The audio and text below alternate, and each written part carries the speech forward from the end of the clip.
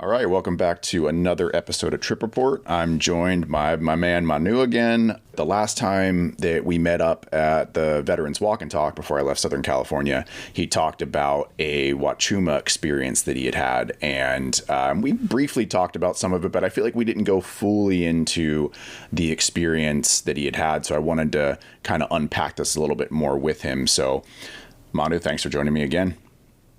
Yeah, it's my pleasure. Thank you for having me. So, was this your first experience with Huachuma or San Pedro? Yeah, my first and last so far.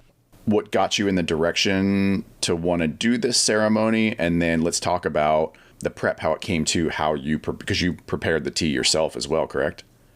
I did, yeah. So I would have to kind of backtrack and start a little bit with my time at the Church of the People, where they do psilocybin ceremonies, and I done, about a half a dozen or more ceremonies with them, and I really felt like I always wanted to try cactus. Yeah. Either peyote or San Pedro. And I had asked them, because they were native, I had asked them like, hey, could you maybe set that up for me? I don't want to just go out and do it. However, I really want to do it like on sacred land. I really want to do it with the people that have the most experience with this, that, it's kind of in their lineage, kind of like the Chipilo people in Peru, they're known for the ayahuasca, the natives here in America kind of are known for their peyote. Right. And I'd asked about it a few times, and I kind of always just kind of been shut down on that. Just like, yeah, like maybe, or, sure, but it never happened.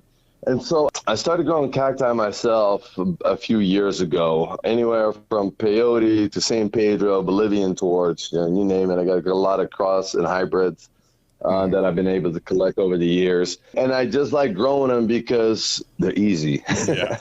It's really hard to kill a cacti, man. Yeah. So, I've had houseplants before, and they weren't so successful, and all my cacti are still alive. So yeah, man, I've always had a calling for it, but I just never had the right opportunity to do it. And so after I went to Peru the first time, I met a guy named Jude Lane. Look him up on Spotify. He plays amazing medicine music. Mm-hmm. He was actually going to come to America for 3 months, and kind of go see a bunch of friends that he met through ceremony. And he was going to come over on the West Coast here in California and kind of make a home base with some friends of ours and stay with me for a little bit. And we've been together in this spiritual chat group with people from all around the world, from Australia to New York to California. And while he was here in America, we were going to all get together. Not the people from Australia, it's just too much of a journey for them. Right.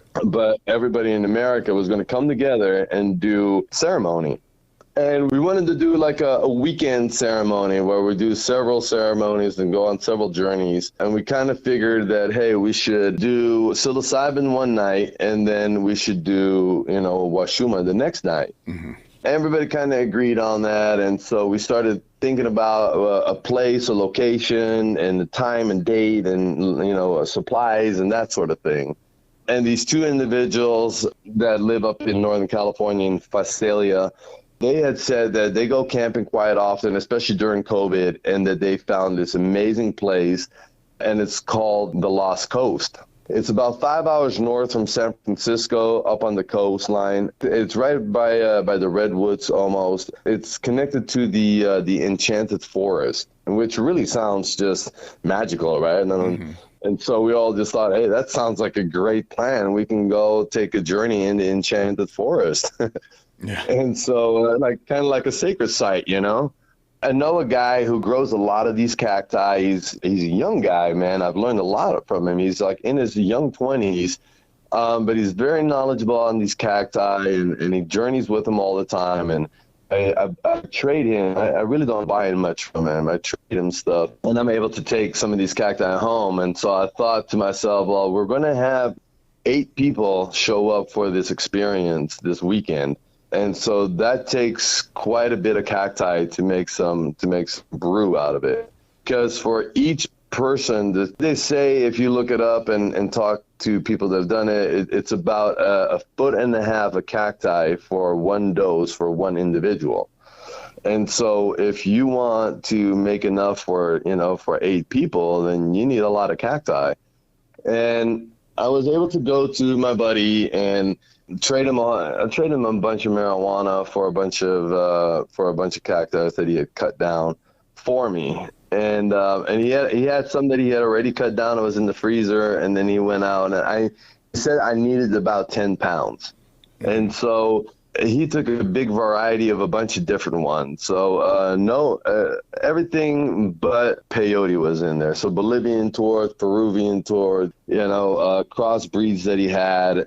And so we went out and we cut it. And when we cut it, we just said thank you to the cacti. And it's not like you just cut the whole cacti. He would go to his cacti and would just cut them in half, and you'd have pretty tall ones. And so that way they can just keep on growing. Right. And I went home with all this stuff and put it in the freezer. And he says, okay, well, it kind of told me how to prepare it, right? I'm not really going to go through the whole process, but I'll give you little snippets of it. He said, freeze all this stuff. And then, once you're ready, defrost it and then peel the outside of the cacti because it got like a little filmy consistency on the outside of the cacti. I'm curious with the freezing component because when I prepped my San Pedro, I didn't freeze it before, and it was a huge pain in the ass to peel that outside layer off. Did it seem to come off pretty easily for you after it thawed? Yeah, I didn't really have that hard of a problem with it. Okay, like you were able to peel it off in like easy sheets, because for me it kept tearing, and I would have to peel like I sat there with like a paring knife. Like give and take. It depended on which cacti it was or what size it was. Somewhere like the San Pedro was easier than Bolivian torch. Okay. So yeah, it kind of just depended on what size and which cacti it was. Gotcha. So yeah, I'll get into the preparation process here in a minute. What I want to back up about is there was 3 individuals that were going to come from the East Coast that were going to come out to the ceremony. And one day I had woken up at 6:30 in the morning and got a phone call from one of these individuals who I'd met before in Florida. And we had journeyed a little bit on psilocybin, but it wasn't a very pleasant journey. Some things had happened and transpired, and I couldn't quite put my finger on why these irregularities during our ceremony happened, or why this kind of dark energy was lingering around. And this guy had called me up at 6:30 in the morning and started pointing fingers, and he started telling me that, I was the negative energy, and that he wasn't comfortable with me making the Huachuma and making this brew because he felt like my negative energy was going to go into this brew and we're all going to have a horrible journey. And I didn't know how to take that. I was really rattled by that. You're the most positive guy I know, so it's so interesting to hear somebody make that comment. Yeah, man. And well, in hindsight, what really happened is this guy was deflecting, right? So everything that was wrong with him, he was trying to push that off on me and saying that was me. Mm-hmm. And so I didn't react towards it. I sat with that because if somebody's going to point something out about me, like, I want to see if I'm not seeing something within myself. Right. And I was able to really sit with this for 2 weeks. And like I said, it rattled my cage. And this guy, he really showed his true colors during those 2 weeks. And the rest of the group all of a sudden started really letting go of what happened between different instances with this guy and different situations and conversations and that sort of thing. And so after 2 weeks, I was able to say, oh, you know what? It's not me. This guy is deflecting, right? It's all like everything that he said about me was everything that he holds within inside of himself. Mm-hmm. And so long story short, he did not end up showing up.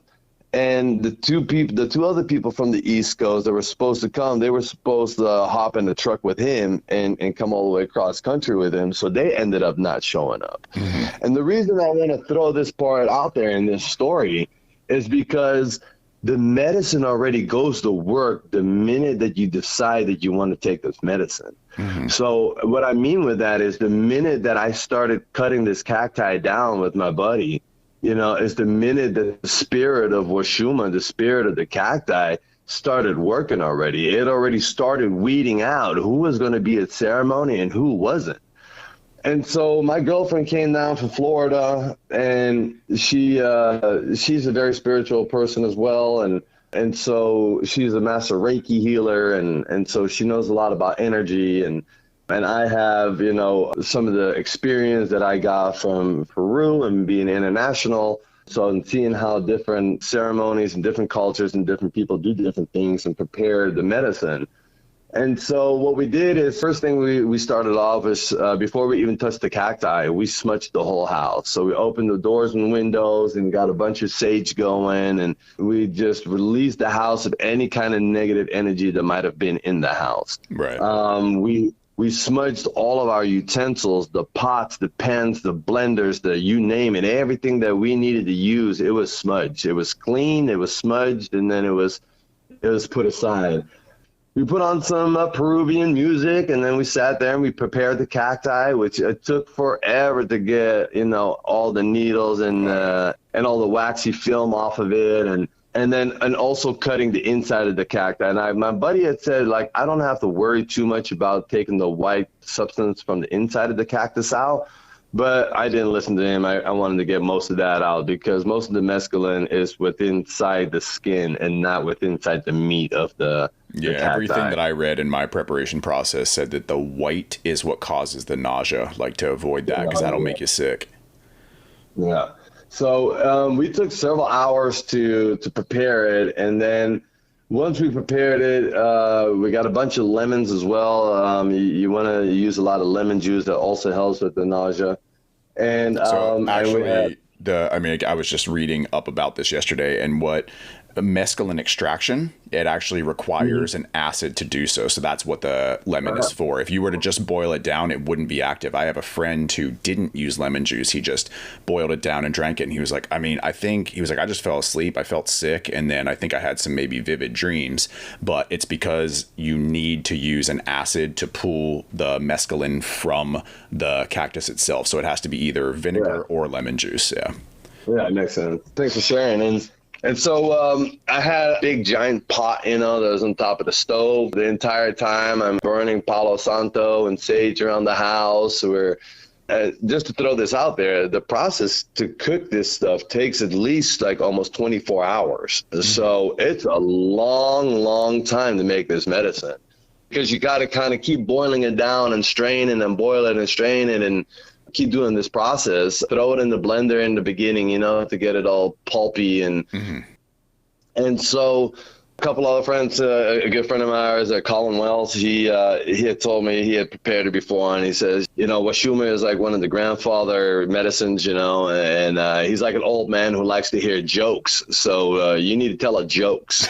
So I sat there, talking into this pot of green ooze bubbling, and I sat there telling a joke like, hey, what did one wall say to the other wall? I'll meet you in the corner, and just any joke that I could come up with, and I was cracking myself up, just like, man, like, I can't, like, my kids would see me doing this, they'd be like, what the fuck, Dad?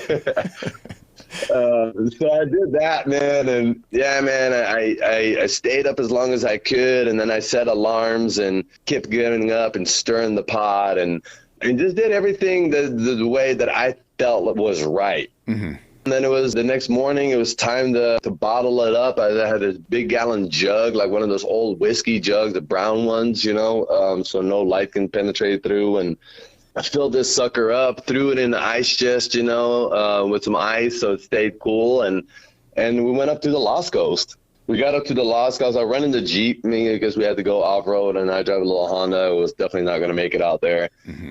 And at the time, too, I just had found a baby crow. His name is Roger. And so I had Roger, my dog, my boxer, Bruiser in the van, or in the Jeep, and me and my girlfriend, and then all our camping equipment, and got to the Lost Coast. It's a 12, 13-hour drive or something like that for us. So we got there at 9, 10, 11 o'clock at night. They were already set up. So it was the other family from Facilia, a girl and a guy. with their dog, and then our buddy from Peru, and that's all the people that showed up. And we got there, we set up at nighttime, and we got our tent set up, and it was at a beautiful spot where the river meets the ocean, right there on the edge of the Enchanted Forest, where all the candelabra trees are.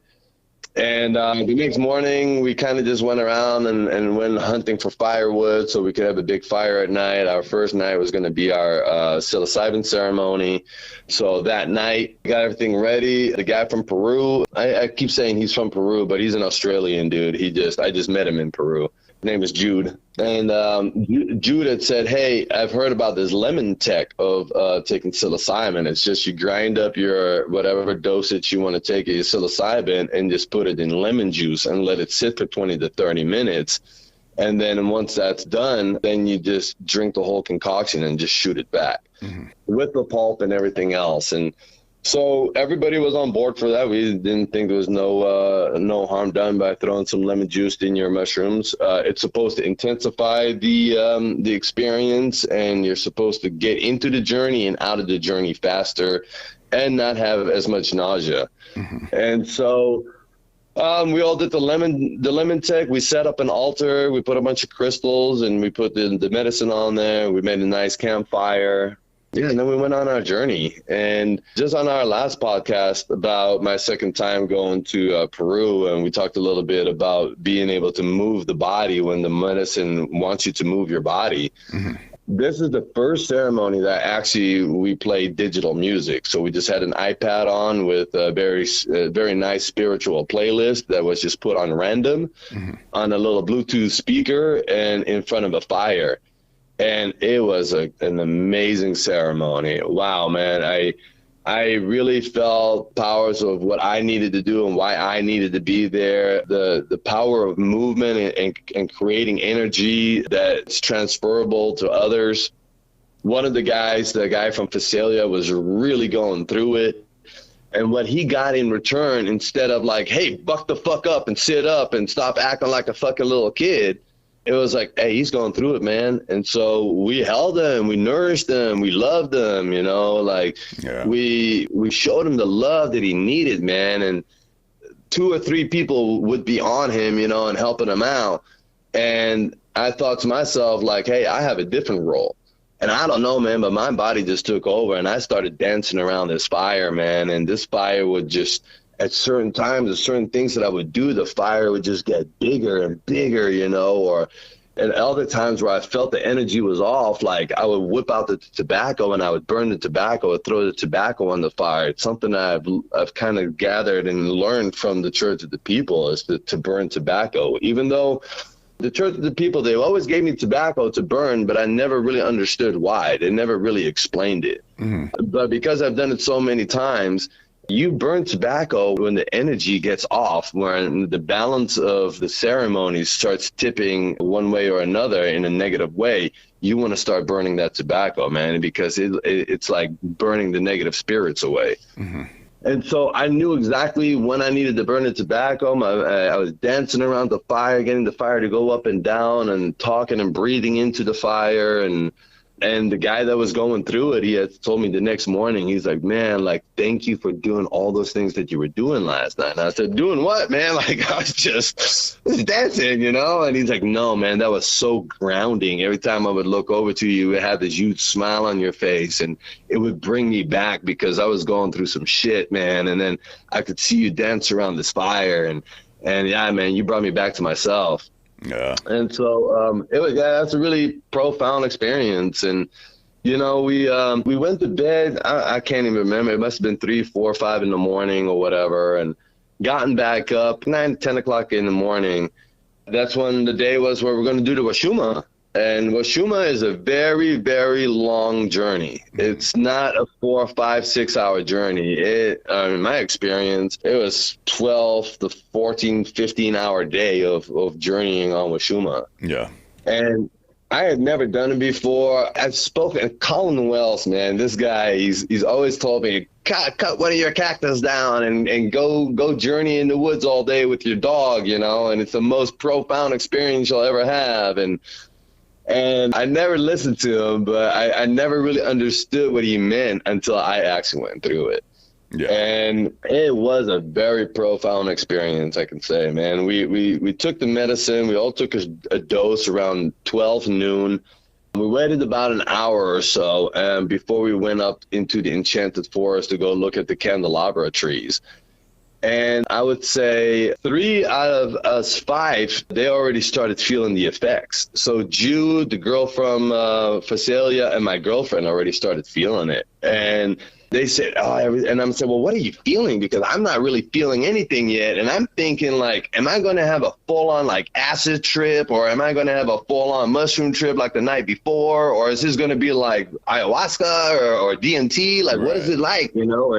And they're like, nah, man, everything is just chill, you know? Everything is just more vibrant and vivid and more clear. And I was like, what the hell? I don't feel any of that stuff. Mm-hmm. And then, I don't know, maybe about a half hour to an hour later, we're walking through the woods. I felt it a little bit. The green was becoming more green, and I started paying attention to a lot more of the details out in the forest than I would ever normally do. Yeah, it was just, I just felt a little different, but I didn't feel like I was full on in it. And so when we got back to the camp, me and the guy from Facelia, we both kind of felt the same way. We're both 6 foot something and, you know, almost 200 pounds. And so I looked at him, he looked at me, and he said, do you think we should take another dose? And I said, I'm up for it. And so me and him, we took another dose. Took about another hour or 2 before it really got into my system. But with Huachuma, it's like, in my experience, it's like a roller coaster. Like, you go in it and then you come out of it. And then you go in it and then you come out of it. It's not like a constant staying in it. But when you're going out of it, it's not like you're completely fully out of it, you know. It's kind of like on psilocybin, you know, when you're peaking, you know, and then like you're coming down, and then like it throws you back in there for a little bit, you know, before it starts tapering off. So it was just that kind of effect too. And then about halfway throughout the day, we were actually eating, so you can eat on this stuff. Nobody got sick, nobody threw up. Halfway throughout the day, I really kind of wanted to be by myself. I wanted to just be with myself in nature with my dog. And so I separated from the group, and I just went where the river met the ocean and just sat there for a while. And I just was really able to just appreciate nature, appreciate everything around me, look within, and just see what we're doing there and what I'm learning and why am I there. And it was a beautiful time, man. And I don't know how many hours passed by, but by the time I got up and said, all right, I'm going to go see where the group is, I got up and all of a sudden the group came around the corner. And it was like perfect timing. It was like they heard me or something. And it's not like they were coming looking for me. Right. They were just going on the walk. They didn't have no clue where I was. And so we all met up together again. And yeah, we got back to the camp. It started getting like nighttime, and more people started showing up. This is for Memorial Weekend. So even though that this is a pretty secluded spot that we went, you had to go like 4-wheel drive down this little path through the forest, man. Like, and there's no cell phone service out there. It's pretty secluded, but quite a few people started showing up. But we were in this little inlet, so we were pretty safe. We weren't going to have anybody camp next to us or behind us because we were surrounded by water. And because we had a pretty heavy snowfall this last winter here in California, the rivers hadn't gotten pretty deep. And I guess there's a lot of people that do off-roading out there and really like to, you know, romp around through these rivers and stuff. Mm-hmm. And we had a river right next to us that was leading into the ocean. And on the other side of that river, there was a bunch of people camping out. And usually you can drive through this river, but the river was pretty high. And then we had like these little vatos, man, that showed up. These little gangsters, man. They showed up, this decked out 4Runner and this other truck. And they showed up with all their city swag on, with a brand like white kicks on, you know, and their baggy ass jeans. And I don't even know why, but they were wearing bandanas around their mouths, you know, like masks and stuff, and their hat all crooked and sideways, you know, overblown, you know, jeans and shirts on. And and they're speaking Hispanic, man, and they get out of the car. As soon as they open up the car door, there's bottles and bottles of beer just falling out like they've been drinking all day. They're being loud and obnoxious, and they decided to go camp away from us like 20, 30 feet in front of us. And we were kind of annoyed by that. Yeah. Because we're still kind of going through it, you know, and like I said, there had more and more people showing up. And you have all these rigs that have all these LED light bars on it, man, and these loud stereo systems. And let me back up real quick. I also had this crow named Roger, right? We're teaching this crow how to fly and stuff like that. So I just want to throw out there that it must have been so odd looking, man, for some of these passerbyers going by our camp. I mean, I'm walking around with an axe on my shoulder and a crow on my head, right? And then we got people like dancing around this fire, and we got a complete hippie camp set up, you know. Yeah. We got a little altar with crystals and shit, and so it was way different than your average camper out there, right? Yeah. With all their cool shit.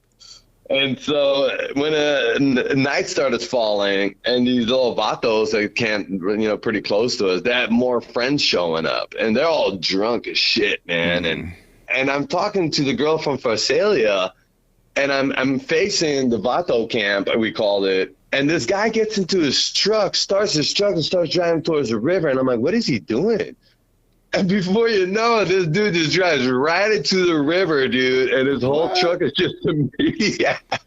And I'm like, wait, am I still, you know, high on the Huachuma? What's happening here, you know? This guy drove his truck halfway into the river, and the truck dies, dude. And it wasn't like he tried to romp through it, but he probably should have if he was going to try to make it. But, you know, then these drunk idiots, they try to pull the 4Runner up to this truck and pull it out, and he's just slipping and sliding all over the place. He can't get it out. And then we hear him saying, fuck it, let it just sit overnight. We'll do it in the morning. While his entire block is underneath the water. Jeez. And then we got people on the other side of the river with their huge LED light systems and their giant speakers coming up. And I mean, it started to turn into a rave, it looked like, man. It was just so crazy.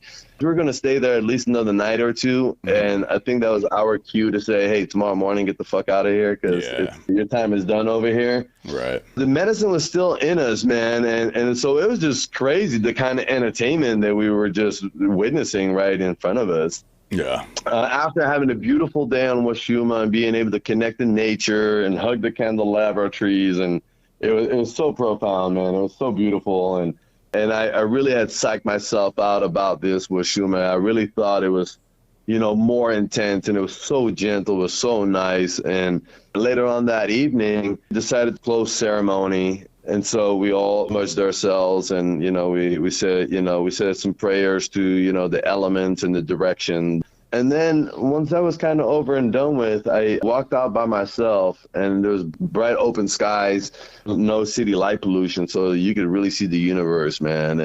And that's when all of a sudden the medicine really just grasped me, and I was able to connect with the universe, and just, you know, the universe reached back down deep inside myself and just said, hey, remember where you come from, remember where we're going, remember why we're here. So I had that real deep connection with the universe just by myself, and, you know, tears of joy just came, and gratitude just came rolling down my face. It was so beautiful, man. And then going back to the fire and just being in such good company, you know, it was great. And then the next morning, woke up, and I'm just, these guys, these vatos next to us, they partied all night, and they stood 3-4 feet away from our tent yelling and screaming all night long. They were hopped up on cocaine and beer all night. And finally, like, it was daylight, and I was so annoyed, and I got up out of my sleeping bag, and I said, shut the fuck up. And then somebody wanted to tell me, you shut the fuck up. And I was like, oh, that was the wrong thing to say, man. So I got out of my tent, you know, and like these guys had like invaded our camp. Like they had used my dog dishes and filled them up with their dog food, and their dogs were in our camp eating out of my dog's dishes. And that's why my dog couldn't sleep all night. He was in the tent with us, and it was just trash and beer bottles and all kinds of other shit. And I told myself, you know what? I got into it with these guys for a minute, and I said, this is not worth it. You know what? Let's just get up, pack up, and get out. Yeah. You know, and that's what we did, man. And you know, everybody else in the camp did the same thing, and it was a very beautiful ceremony weekend, man. From psilocybin to Huachuma, you know, I have a great appreciation for the medicine. Knowing how to prepare it, how long it takes, how much gratitude and respect and patience you got to put into it. You know, this is not just something that you just want to cut down, throw it in the pot, and chug it an hour later. You know, this is something that, you know, you have to have a lot of respect for. And this goes back into all medicines, man. You should respect all medicines and prepare it and say your grace to it and do it like it's been done for, you know, centuries and centuries. You know, I think nowadays in our modern day society, all of that I just mentioned gets overlooked, and it just down the hatch it goes, and let's go have a party and we'll do it recreationally. And while it has so much more of a meaning and so much more purpose than just getting high or getting fucked up. Yeah, coming back to visuals on the Huachuma, did you take any time during the experience to go closed eye and see if there were closed eye visuals associated with it? You know what? I didn't. You know, to be honest, I never did that, no. Gotcha. And then with open eye, how did the visions differ from a typical psilocybin ceremony? Oh, wait, yeah, that kind of what blew me out of the water, because it was way different. Like, I mean, if you ever taken high dose psilocybin, it's like everything is moving, you know? And I felt with Huachuma, it wasn't like that. It was more, like I said, colors became a lot more vibrant, and it almost felt like to me that things just became more 3D. Like, things would just pop out more, you know? So you could look at a forest and just certain trees would pop out more than others. You could look at the grass and it'd be super vibrant and green, and you would pay attention to all the little grass blades like moving around, and like normally you would never pay attention to that. That's and it wasn't like, yeah, it wasn't like it was moving around because like it would do it on psilocybin, you know. It's like you just really pay close attention to the very little details. What I like about that is you think about our native ancestors, or, you know, the Native Americans that were here that knew so much about so many plants. They always say like the plants taught us, and, you know, the cactus is a master plant. So I'm curious about, like, when you took that, you looked at it as like, okay, some of these trees are popping out more than others. But once you've worked with that medicine enough, the question is, what is it trying to show you? Like, why is it showing you one tree that's sticking out more than others? Is it saying like, hey, this plant has something special about it? And then how do you learn from there, like, what is special about that plant? Maybe that's what you bring into your next dieta or something along those lines. But I think it's fascinating. Yeah. Well, one thing I forgot to mention, one of the experiences that I had once we're in the Candelabra forest, there was a lot of ferns. And it was a very beautiful sunny day and a very low wind, but the top of the fern heads were swaying, right? Like none of the trees were really moving around, but all the ferns would be swaying back and forth. And the message that I got was like, well, I just felt so joyful, and that, you know, and it seemed like all the ferns were dancing. You know, and I was like, look, man, even though the forest, you know, to the normal eye would just be boring, you know, like I'm looking at the ferns and they're dancing, they're having a good time. Like the forest is filled with all kinds of good energy, and like, you know, and I was laughing, I was having a great all time, and I was just like, man, and like, we can get so much information, just like you kind of said, you know, like from the plants and the trees out there, you know, they're not just boring plants and trees you just stand there or whatever. They're having fun too, man. They all have their spirit and their energy, you know, and kind of what I got from it while I was in the forest. So I kind of just wanted to drop that. Yeah, that's awesome. Well, cool, man. I feel like that's a good place to wrap this up. I was, like I said, really interested to see how everything went on that for you. And yeah, it was cool to, you know, hear how the psilocybin one went as well. So a little twofer in this episode. All right, man. Well, yeah, we'll call it at that. As always, thanks for joining me, and I love you, brother. Love you too, bro.